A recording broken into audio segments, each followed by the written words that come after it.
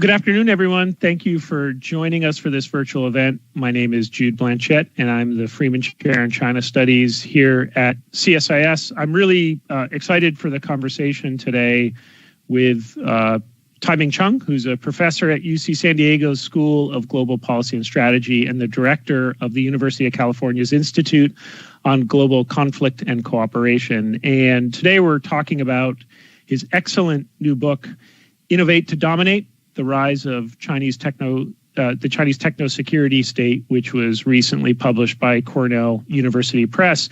And I would say for folks who are trying to understand this fast-moving and expanding conversation of U.S.-China economic security and technological competition, how China conceptualizes the nexus of technology and security, economics and security, how China looks at industrial policy, but also if you're interested in understanding how the Chinese political economy works, how do Chinese enterprises nest in with the Chinese military, how does the leadership conceptualize and build the institutions and architecture of decision-making on security, how does China understand national security?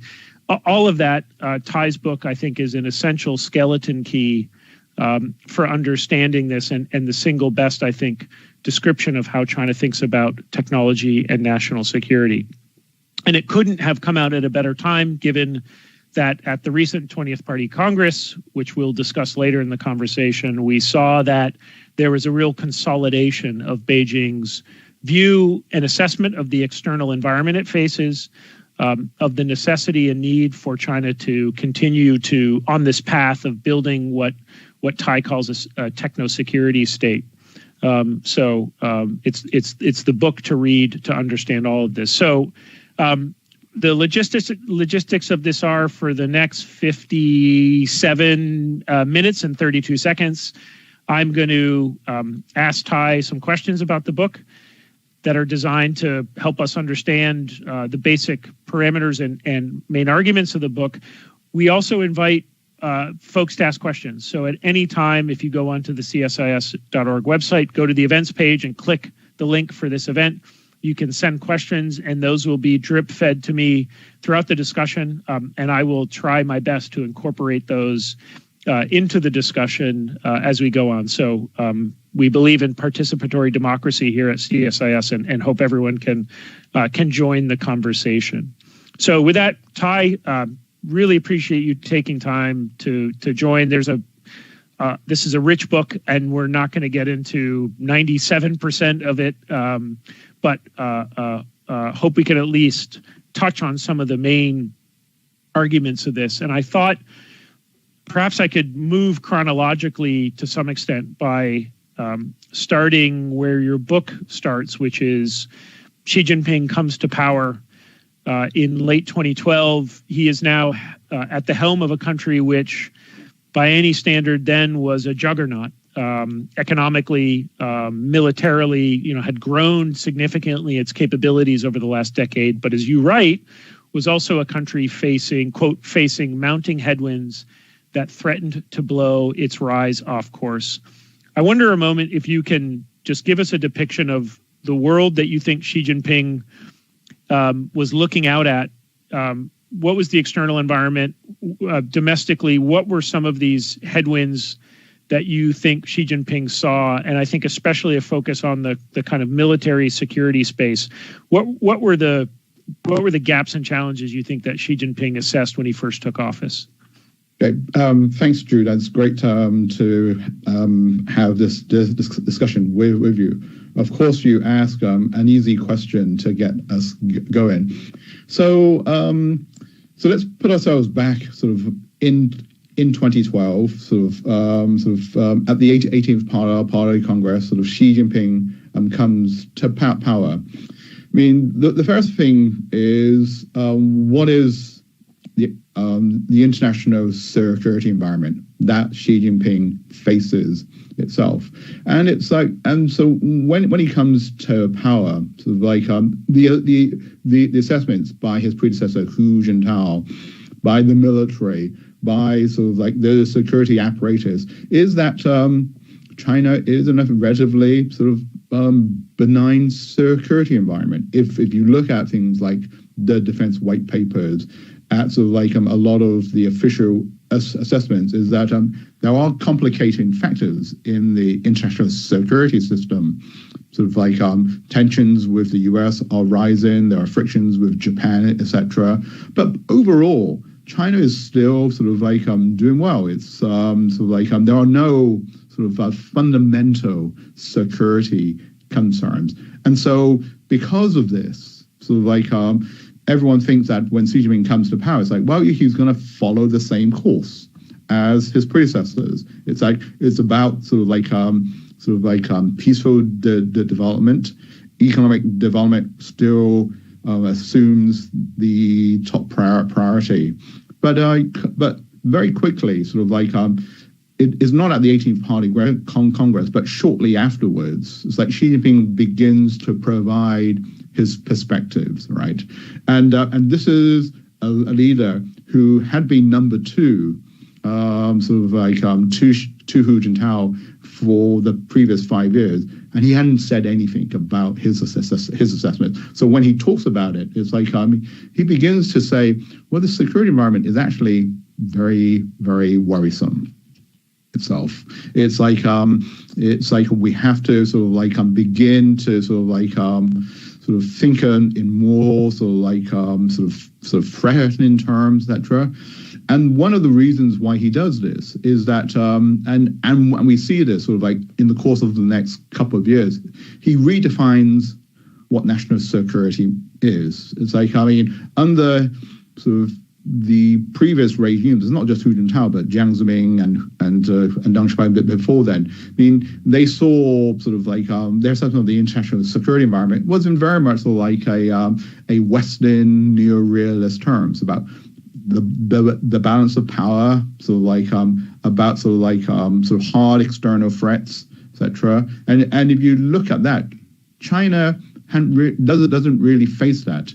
But Xi Jinping, sort of like who for much of his career was a party apparatchik and remains so, he makes it clear that it's like, well, when we look at national security, it's not about sort of like realist perspectives. That's important. The most important is about political and ideological issues. And of course, it's like, and when he comes to power, some of the meetings that he has shortly after as the paramount leader, he talks about, well, we have to look at the downfall of the Soviet Union, sort of like as sort of like in very different terms than what we had. It's about sort of like national security and political security.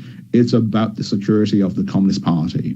It's about sort of like ideological security. And when you look at that, like from that perspective, sort of national security for China is under serious concerns. It's like domestically as well as externally. So from all of this, it's like sort of Xi Jinping begins to sort of like use these foundations that like we're sort of like, he says, we're going to pursue a very different course. It's like the development remains paramount, etc., but security becomes even more important, and security from a very, very different sort of like sort of formulation and framework. Can I ask a counterfactual, which is if Li Keqiang had taken over as general secretary in 2012 and was looking out at this world you describe, do we imagine that he would have come to many of the same conclusions about gaps and shortcomings that needed to be addressed? Or is there something unique to how Xi Jinping experienced the years, 2011 Wenzhou train crash, the Edward Snowden leaks, the Arab Spring? You had this whole set of cataclysmic events which probably helped contribute to some of this acute fear or understanding of the shortcomings of China's national security state.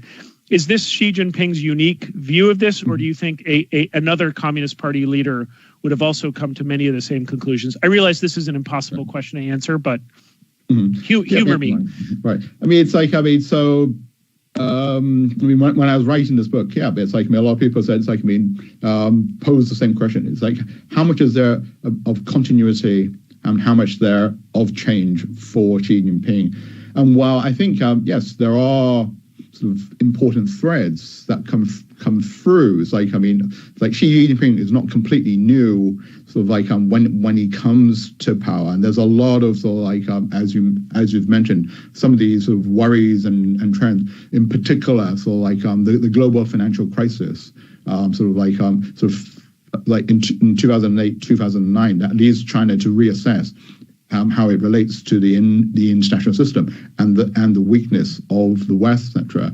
But it's like, but there are those sort of like trends and continuity from the previous administration. But to me, I think that there's much more change. That Xi Jinping, he comes to look at a lot of the issues that that he takes charge of from a very different perspective.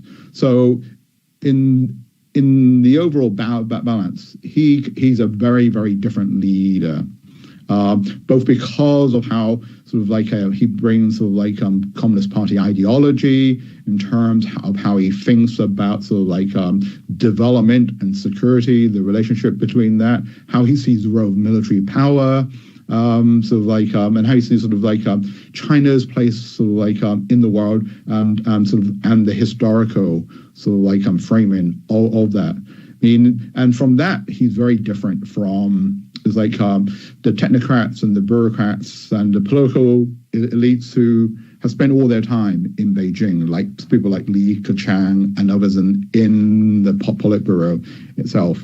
And it's like, and so when he gets put in, I mean, that's why it's a shock to the system, I think, for the people who chose him. And it's like, and he makes it pretty quickly that he's a very different leader with the anti-corruption campaigns, with all sort of like the remaking of the security system, and it's like, and his priorities on sort of like on a much more assertive foreign policy, etc. All that comes.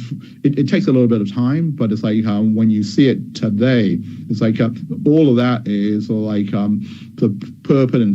put in place fairly quickly by Xi Jinping when he gets to power. So I think it's the change is much more significant than the continuity. Just lingering on the transition from Hu Jintao to Xi Jinping for a minute. A previous book you wrote called Fortifying China was an exploration of changes to China's defense industrial base and how it thought about military modernization, civil military relations. Can you give us a thumbnail description of how in 2011, 2012, how were policymakers in Beijing conceptualizing the relationship between the civil economy and the defense industrial base? You know, one of the arguments you make in Fortifying China is that there had been, I don't know if I'd call them market reforms, but certainly a marketization to some extent under Hu Jintao and in terms of the defense industrial base. But can you just give us a thumbnail sketch of how it looked and how policymakers thought about it in 2011, 2012? I mean, it's at the turn of the decade itself. It's I mean, there was from that there was a lot of continuity. It's sort of like under Hu Jintao, it's like the importance of defense industrial development, modernization, sort of defense innovation. All that was like of a high priority, and there's these efforts to sort of like to provide sort of like a lot more sort of like resources, allow the state-owned sort of conglomerates involved in the defense space sort of like a lot more sort of autonomy and freedom, and placing sort of like the role of the People's Liberation Army to like at the forefront. So in that way, so like the military modernization, the defense industrial and development and defense innovation was going at a very rapid click. And what Xi Jinping does is like he builds upon that, and he sort of like he doesn't really sort of change course on that. He accelerates it and emphasizes more and more. I mean, one of the sort of big differences is in the area of military civil fusion. So sort of like the term sort of military civil fusion is sort of is a term that sort of that came during the second term of Hu Jintao's rule. It wasn't sort of Xi Jinping didn't make it, but sort of for Hu Jintao, sort of military civil fusion was what I would say it was a sort of a relatively sort of a mid-level policy initiative. It was sort of like in the nuts and bolts of the defense industrialization process. And Xi Jinping, when he takes charge, it takes him a little while. He doesn't immediately sort of focus on military civil fusion. It takes him sort of like until sort of the third year he's in power, 2015. And then he says, military civil fusion, sort of like, or what sort of we talk about is the sort of how you sort of like integrate the civilian and military parts of the economy. Well, it's like he says, well, under the previous leaderships, it's like it was they paid lip service. It was there, but it wasn't elevated as a top priority. For me, military civil fusion is a core part of this sort of remaking and building of a sort of this techno-security state. So he moves it from a middle level sort of industrial policy initiative, and he says, especially in 2015, he says this is a top level national priority at the same level as innovation policy, at the same level as as sort of industrial policy made in China 2025, etc. And so for him, sort of like he sees a lot of these issues that are also like at the technocratic level of development under Hu Jintao, that it's sort of left to the bureaucrats and to sort of like to the mid-level managers. Xi Jinping says, well, I'm going to take personal charge of this, and I'm going to sort of like sort of focus this at a very, very senior level. And so that's sort of the difference sort of under Hu Jintao and then sort of like and even Jiang Zemin, etc. Military modernization, sort of defense innovation, etc. Those were important, but it's like, but they were not personally sort of like invested in this. It was part of their portfolio as the paramount leaders.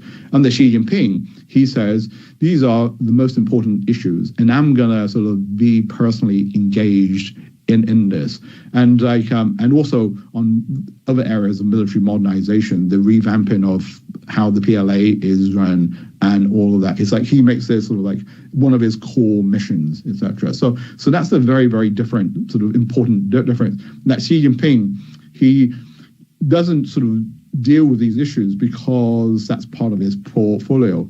He says this is critical, and I'm going to invest as much time and energy as is necessary to make this happen. Building on that, you just mentioned a few minutes ago, as you know, you mentioned as Xi Jinping moves to build this techno-security state, and this is really the core framework for your book. And the main argument is, it's not just a bunch of discrete little reforms or upgradings; it's a wholesale shift in gear in the basic motivation and architecture of the Chinese state's purpose, or one of its main drivers. So I wonder if I could ask you to just linger for a minute on this conception of a techno-security state, right, which has two components on technology and security. What is this? What is a techno-security state? And I think critically, what is this a fundamental transition away from what I think many would think the key focus of the Chinese state is on, which is growth? And that has been what seems to be the main focus for so long. What is different about this techno-security state, and where, at some point in your answer, where does economic development fold into this, if at all? Right. So let me take the next 4 hours to answer that question itself. So first of all, I mean, sort of in my books of the techno-security state, wow, it's like, so China's front and center. It's like, I actually sort of spend a chapter to explain that the techno-security state is not just about China. It's a broader concept about understanding the nature of the state, and sort of the state, whether it's a top-down or a bottom-up state, or it's sort of a market-orientated or a state-led sort of state, and it's like, and how from that it's like the state is engaged, sort of like in economic development, technological innovation, and sort of like ensuring national security, both broadly national security, domestic sort of security, but also the role of the military. And many sort of, not many, but it's like a number of other states have gone down that path, this balancing between security and sort of development and technology innovation. The US is a techno-security state, but it's a very different one. So that's to frame what I mean by the techno-security state. It's a broader term than just what's going on in China. But in the case of Xi Jinping and China, it's like, the starting point, I think, of how he thinks about the techno-security state is, as you talk about, and he sort of emphasizes this, especially at the 20th Party Congress, is the relationship between economic development and national security. And he talks about this very, very often, sort of in a lot of the leadership speeches, in terms of the key documents that I sort of like poured through, where he talks about that development and security are different sides of the same sort of like phenomenon. It's like on two sides of the coin, or he often talks about this like, they're the two wings of the bird of China. And the question is sort of like, what is the balance? Under his predecessors, from Deng Xiaoping to Jiang Zemin to Hu Jintao, it was always about economic development, and economic development as the top priorities, and national security was secondary. But Xi Jinping, when he comes to power, he still says, well, development's still sort of the most important, but security has to come up more, etc. And so there's this sort of like adjustment. It's incremental. Sort of initially when he comes to power, it's like he doesn't emphasize that security is more important than development. But I think that, apologies, my dog is like having a bad dream and sort of making sort of whining noises. But in sort of throughout his sort of like his tenures in power, security becomes more and more important as the security environment becomes more threatening. So that by the second term, like at the 19th Party Congress, the relationship is much more sort of like it's at an equal levels, development and security even more. But as we see with the 20th Party Congress, it's security now that has become even more important. And so it's that sort of like that adjustment in that relationship. So as security becomes more important, how do you go about sort of addressing sort of the security needs of the state, etc., both from an economic, a technological, a political, and a military perspective. And so for Xi Jinping, sort of like when he comes to power, it's like he sort of like especially sort of at the third plenum, sort of all of the 18th Party Congress, sort of like in the autumn of 2013, he begins to provide sort of like his idea of what I think sort of the techno-security state is, etc. It's like, yes, it's like, well, there's a lot of this is focused on economic development, but on the security portions of the plan, he talks about the need for military civil fusion, the need for revamping the People's Liberation Army, etc., the importance of innovation.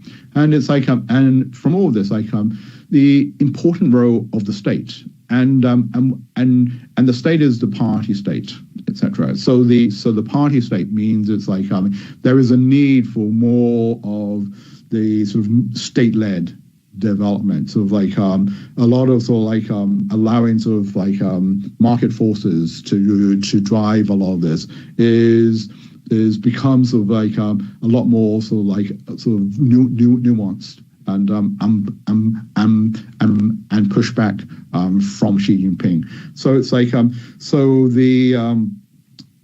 so the broad outline comes very shortly afterwards, but it takes a while to implement a lot of this, because it's like overall these are very, very significant adjustments to the nature of of the developmental state that had sort of been put in place for the previous few decades. I wonder if I can now ask about a few of the planks of the techno-security state, or China's version of it. One, I think that we have to begin with is just how the party under Xi Jinping, or Xi Jinping's himself, conceptualizes national security, which is likely different from how many of us, if we were to put on paper how we would one sentence definition it. China's version under Xi Jinping has become much more expansive in terms of the inputs of it and concerns. I wonder if you can talk a bit about how Xi Jinping's vision of national security evolved definitionally from previous administrations, and B, if you could give us a bit of a linear description of when did movements begin in the national security space under Xi Jinping, and what were some of the main sort of early reforms that were occurring under Xi Jinping in the national security space? Right. So as I mentioned earlier, when Xi Jinping sort of comes to power, it's like he moves quickly to to move away from the established wisdom of what national security is, under his predecessors, which was this this sort of neo-realist approach about about balance of power, about the material power, military power, economic power, diplomatic power, a very, very traditional Hans Morgenthau approach. And so for him, who hasn't spent much time at the center of power, because he spent much of his time in the provinces, he comes and it's and he begins talk about what he calls this holistic national security concept, where it's and he talks about that it's political security, it's people's security. It's it's this much more of an ideological, constructivist, political approach, and a lot of that and also it's the earlier conception of national security, before Xi Jinping comes, is that it's very much compartmentalized. That you have the external security, looking at what are the international challenges to China, etc., and the domestic dimensions of security, of domestic stability, internal security, and previously that was very much separated, partly for conceptual reasons, but also for bureaucratic reasons. You don't want a all-encompassing security system that deals with both external and domestic. And Xi Jinping says so it's about political security at the core, because it's about ensuring the survival, the stability of the Communist Party. That's the central part. And then he talked about, then there's a people's security. Yes, we have to also take care of the population. And he says, and because of this, we have to very much integrate national security. That has to be not just about the external and the domestic, but they have to be very much integrated together. And because of this, a key part of his concept, his implementation of this notion of the holistic security concept, is that we need new organs. We need a very drastic redesign of the national security system. And so about a year and a half after he comes to power, he creates this new entity, the Central National Security Commission, which is a fairly shadowy entity, but it sits at the very, very center of power itself. And it brings in all these different entities, the military, the public security apparatus, the intelligence apparatus, and various other entities, etc. And from there, it's so what we have is external and domestic. And then he then he talks about, well, it's what national security did then. It's with the political and the ideological and the traditional military is also important. But then it's he defines it. Well, it's about cultural security. It's about economic security. It's about financial security. About all these things. And in the 2015 national security law, they actually have has a definition where there's 11 concepts. It's pretty much everything that you can put in there itself. And so it's so all of this then is becomes national security, and it's and it evolves over time itself. So it's as he builds up this national security state, and the techno-security state also comes along. It's an ever-changing entity. As I said, it's at the beginning when Xi Jinping comes to power, it's a fairly China's security environment. It's fairly benign. There's not that many different threats, but as I said, he sees it much more concerning. But then you have all these other threats that comes. You have the great power competition with the U.S. in the second term. The worries about on the economic side, about the technology side, etc. And so this concept of national security becomes even more broader. It becomes more expansive. And one particular point is that when Xi Jinping thinks about national security, in his first term, it's economic security is mentioned, but it's not very, very important because it's China remains very much integrated in the international economy. It's technology. There's no major threats to it. But today, economic security has become much, much more important, whether it's supply chains or whether it's critical parts of the economy. And so what we see in 2022 compared to 2012 is that the notion of national security has evolved very significantly in line with what he and his colleagues see as the major threats to China. I wonder if I could ask a follow-on question of, you've just described nicely the expansive or the expanding definition of security, which is now encompassing this widening set of issues and concepts, culture, ideology, in addition to traditional issues like border security. At a conference on the comprehensive or overall national security concept in April of this year in Beijing, in one of the readouts, there was a quote from a professor at Peking University, Wang Yizhou, and I just wanted to read it for a second because I wanted to ask you a question about some of the shortcomings of this very expansive definition of national security. So he writes, in his oral remarks, which were summarized in a conference readout, he says, quote, "As the list of national security concerns grows, this may lead to a situation where the country is overwhelmed with limited time and resources. Ministries are overwhelmed and national decisions are misguided, which may have significant negative consequences for the development of the state, the nation, and society."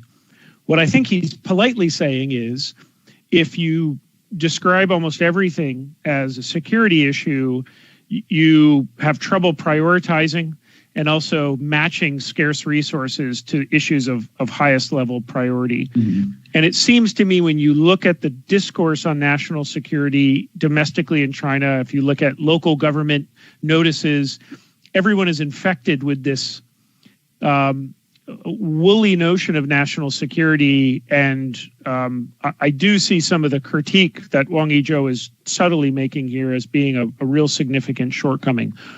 What is your assessment of that? Is that just the natural price of moving from a more disconnected and maybe insufficiently expansive definition to, a more holistic approach? Or do you see this as potentially being a shortcoming of Xi Jinping's everything is a security issue view of the world? I mean, that's a great question. I mean, it's like, and those comments. I mean, as you mentioned, it's like when everything becomes national security, then it's like, yes, then how do we deal with all of this? It's like we have scarce resources. Well, that means we need to have even more resources to plow into this, and resources not just in terms of money, but we need to sort of like securitize even more parts of the system. And so, I mean, this is a fundamental dilemma for Xi Jinping, is that it's like when you look at things through the prism of national security, everything becomes, is it a threat or is it not a threat? It's less about sort of development and those issues. And sort of like, and one of the key concerns is that the security bureaucracies, whether it's the military or it's the law enforcement or it's sort of the political discipline or the anti-corruption, sort of all those entities, they get sort of even more influence and power. They crowd out sort of like the non-security apparatus, the economic bureaucracies. And then everything becomes very sort of zero-sum and very risk adverse. And so you have the snowball effect. And of course, because a lot of this is Xi Jinping's sort of personnel, sort of grip on this. It's like he very much sort of like is the security czar. Everyone has to play to him, and there's like and it's very difficult to push and oppose this from other leaders, etc. So it becomes sort of like the security echo chamber that takes place, and so. I mean, that has very serious long-term effects. It's like it makes China a lot more rigid, sort of a lot more sort of like suspicious and inward-looking. It makes sort of like development a lot more difficult when security is sort of like is so central. I mean, it's like a great case study is Hong Kong, right? Where it's like I mean, sort of before Hong Kong sort of like becomes its own version of the national security state with the enactment of the national security law, etc. Hong Kong was pretty open and freewheeling, and now it's like, I mean, it's like sort of like there's very little dissent. So it's like there's no free press. It's like it's sort of like sort of a lot of dynamism has been taken out of sort of like of what we see in Hong Kong society within the Hong Kong economy. This plays even more so in China, and so this vibrant sort of like developmental state that has sort of grown so rapidly, sort of like so freewheeling in China, sort of like from sort of the 80s to the 2010s. It's become, as we see now, it's like and it's not just because of COVID, although COVID is very, very, very key. It's like, I mean, a lot of this vibrancy, a lot of this, the freewheeling nature of Chinese economic development has been drained, I think. And so it's like, I mean, Xi Jinping's only been there for 10 years, and he looks like he's going to be there a lot longer. And it's like, I mean, and just like this security prism that he looks through, I can see becomes even more restrictive. And so this has sort of like has very, very significant negative ramifications for China's long-term prospects and development. Your end sentence there is a great segue to another tack I wanted to make, which is now thinking of the implications of this techno-security state for China, and how you assess the progress China is making on this front. How would you imagine right now the conversation in Beijing is on how far they have progressed in addressing some of these national technological, military, national security challenges that were assessed 10 years ago and have been evolving over the last decade? What do you think on the whiteboard that Xi Jinping has of areas we've made progress on and I'm satisfied, gaps and then roadblocks? What do you think that whiteboard looks like in terms of the real salient major points that he's A, satisfied with, or B, feels like the techno-security state has a lot of a long way that it has to go? Yeah, I think it's so for him, sort of like his strategic vision, and he provided this at the 19th Party Congress. It's like he says, well, the first sort of decade that I'm in charge, like right up into the beginning of the 2020s, it's laying the foundations, laying sort of the key pillars of the techno-security state. So that's like the national security strategy, military civil fusion, sort of like military strengthening, sort of as part of their military modernization issues, sort of developing sort of the framework for the innovation-driven development strategy, etc. And those are sort of their foundations. And so it's like he says, but it's like, the real implementation takes place in the 2020s, etc. And so it's like, and that's why sort of like 2020, 2021, especially last year, was a very, very important sort of like part of his sort of strategic vision and his long-term strategic plan. Because last year is when he enacts sort of like the 14th five-year plan. That is sort of like the key part that is the first half of the 2020s, where a lot of these implementation issues are in there. But also, another very, very important part is like this is when they implement sort of like the 2021 to 2035 medium and long-term science and technology development plan and auxiliary plans that look at that. So that is sort of the next sort of 15 years of China's development to 2035. That's sort of mentioned in the 14th five-year plan. It's mentioned in the 20th Party Congress. Although they don't review that. That's all now sort of kept sort of like secret, etc. But for Xi Jinping, it's like it's these next 5 to 15 years, the medium to the long term, that is critical. And from there, he says, well, the foundations have been laid.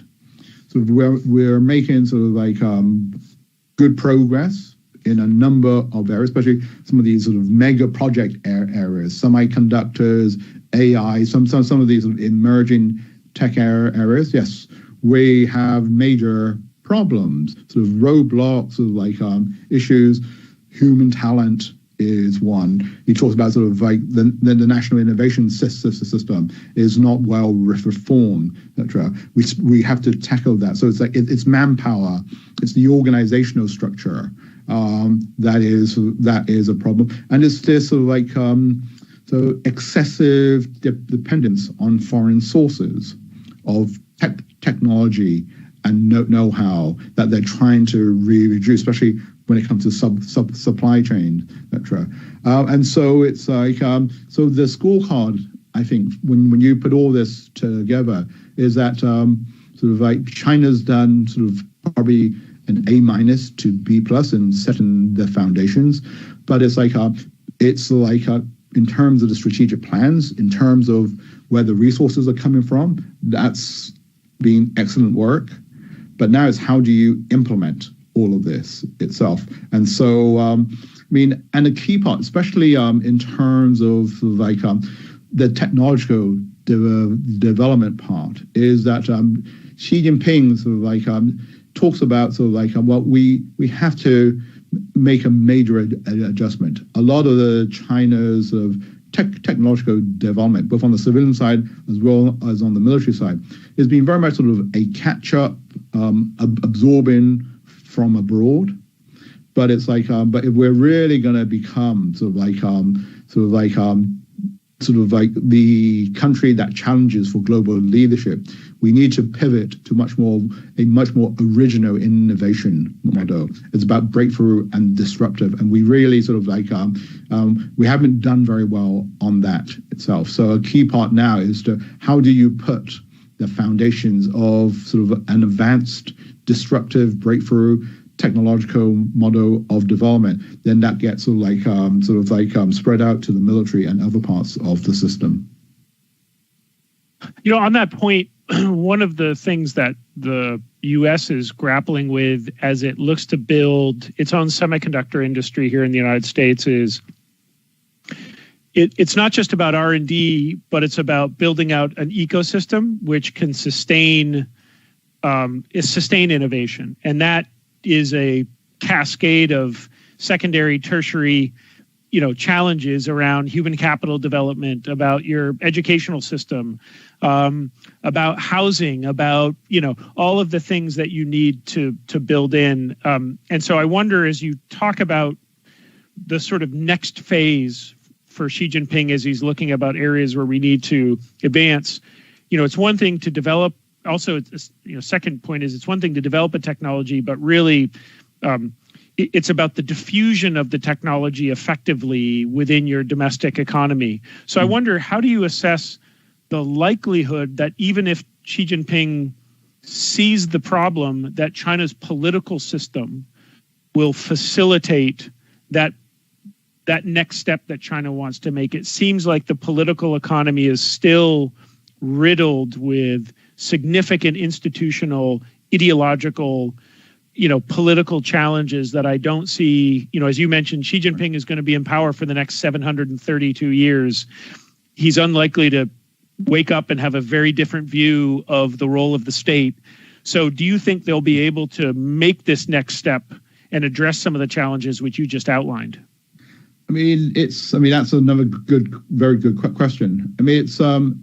So there's different levels, sort of from the technology development level. So like Xi Jinping has actually, he and the planners around him, they talk a lot about the national innovation system.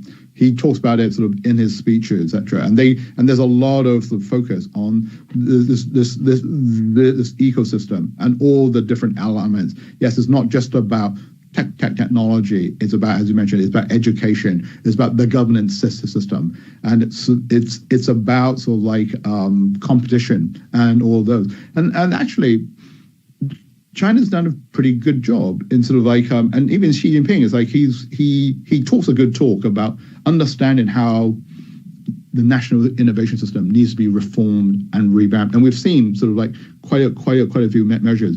So from a technical sort of innovation perspective, they've actually done the Xi regime has done a good job on reforming, revamping, and overcoming this.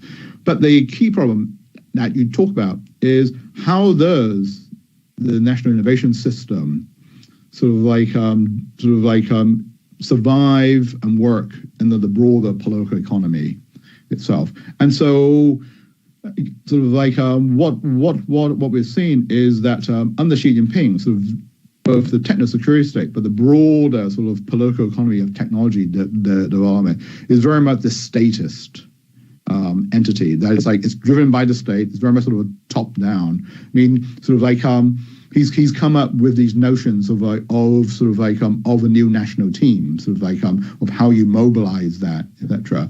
But it's like but fundamentally, it's about state intervention and state-driven sort of development approaches, whether it's through state-owned enterprises, or it's through sort of a combination of public-private partnerships. But at the end of the day, it's the state that defines and leads that, etc.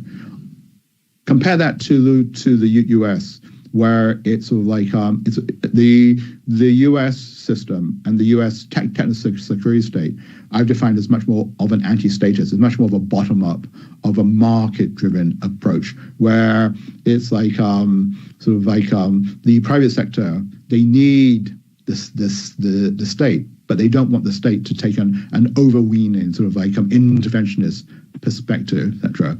And in many ways, it's like a good sort of comparison for how these two models have played out is in terms of the COVID policies, right? So for China, sort of like their zero COVID is very much sort of the statist approach to development, where the state intervenes and is like and in many ways is like at the beginning sort of like of the process, the state they take all the risk. Sort of like they can put all the resources they can mobilize, and then they can do a pretty good job. But the problem then is that the state has to continue to do that. On the U.S. side, it's like there's much more of a balance. Sort of there's the state, but the private sector plays an important role. And eventually, the state says, well, we have to pull back, and it's the market-driven approach. And so what we're seeing then is like, whether it's the U.S. or other countries, it's like, it's like the state's retreat is a critical part to long-term success and sustainability. On the Chinese side, they found out that it's like if you put all your eggs sort of in the state-led basket, you have to continue doing it. And unless you have an off-ramp, it's like sort of like a lot of the weaknesses, a lot of the limitations begins to overcome the successes and advantages of the state-led system. I mean, it's like the COVID is sort of like is here and now. We are seeing that, but it's like in terms of China's technology-led development, that's sort of like in many ways to me that's a long-term, long-run model of what we're seeing on the COVID side. That it's like especially sort of a lot of the technology development, especially in emerging sectors where there's a lot of risk. Having the state play an important interventionist role at the beginning is often very good because it allows them to overcome market failures. Companies don't want to invest in all this risk, and the state can do that. But then, sort of like the state captures and continues to intervene, and then that becomes more and more sort of like detrimental to long-term sort of technological and economic development. I wonder if I can use our final remaining minutes to wrench the steering wheel in a radically different direction, Ty.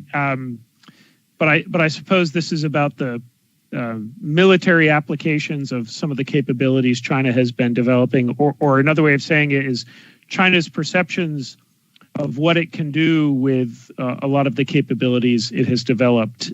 You wrote a piece in Foreign Policy, I think in October, where you analyzed what you thought the implications of the ongoing war in Ukraine were for how the People's Liberation Army was thinking about Taiwan contingencies.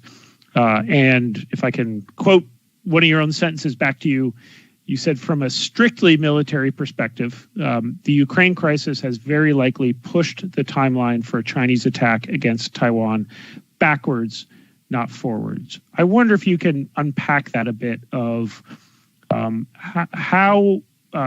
how do you think the PLA is processing events? There's a debate, part of this is we don't entirely know how they're processing it. And of course, the war is still ongoing. So, it's like, coming to a conclusion about a football match that's in progress. But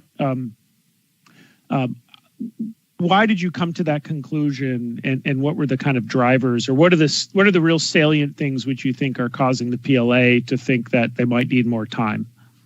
That's a wonderful question. And as you rightly point out, that everything's contingent now because we don't know what the end results, especially from the Ukraine war, is. To me, it's fundamentally, it's like both the PLA as well as sort of like the defense industry, the Chinese defense industry's conceptualization of future war is a useful starting point, right? And so it's like in the PLA, it's like there's sort of like this cohort of young Turks who are sort of like in key think tanks like the Academy of Military Sciences, who are sort of the main who are very, very influential, and Xi Jinping sort of talks and relies on them, and their conceptualization of war is sort of like is what is sort of defined in sort of the PLA's official doctrine of local informationalized war, which is that technology plays a critical role, and it's high tech and it's emerging technologies, whether it's AI, sort of like or sort of autonomous systems or information centric warfare. That's sort of like the key conceptualization of war, and Xi Jinping sort of like buys into that and sort of is building a lot of the PLA structure. But it's like, but the Ukraine war is fundamentally different. I would actually say it's like if you look at sort of like the Ukraine war, it's actually the inverse of what this PLA thinks about what war is actually. So the Ukraine war is very much of a large-scale industrial era war of attrition, where it's like you use a lot of your traditional capabilities, whether it's like ground capabilities or air capability, and there's only sort of very small pockets of high tech or informationalized warfare. Sort of like for the PLA, it's like, I mean, they don't see that. They see it's like it's 21st century warfare with very small pockets of 20th century industrial sort of like sort of age warfare, etc. And so one key question is, what is correct? It's like in the Taiwan scenario, is this sort of like this 21st century conceptualization of high-tech informationalized, or what the PLA increasingly says intelligentized warfare of autonomous systems, etc. And it's like, and so, or is it this sort of like slow-moving attritional warfare that is like, it seems to be that sort of the Taiwanese and the US thinks like, well, if we can do that, if we can sort of replicate what the Ukraine has done and build the defenses like that, then we can sort of like significantly prevent the PLA from winning. And so I think it's like for PLA planners, for PLA strategists, and also for their defense technology people, it's like this is major food for thought. Have they? It's like if it's one or the other, it's like they need to hedge their bets, and it's like and so when they haven't built sort of like or they've moved away from a lot of these traditional 20th century warfare, like of mobilization, of having enough capabilities to fight a long scale war, not in just in terms of weeks, but in terms of months. If you don't have those capabilities, then you're in serious trouble. And in many ways, it's like if the PLA loses against Taiwan, it's not just about losing the war.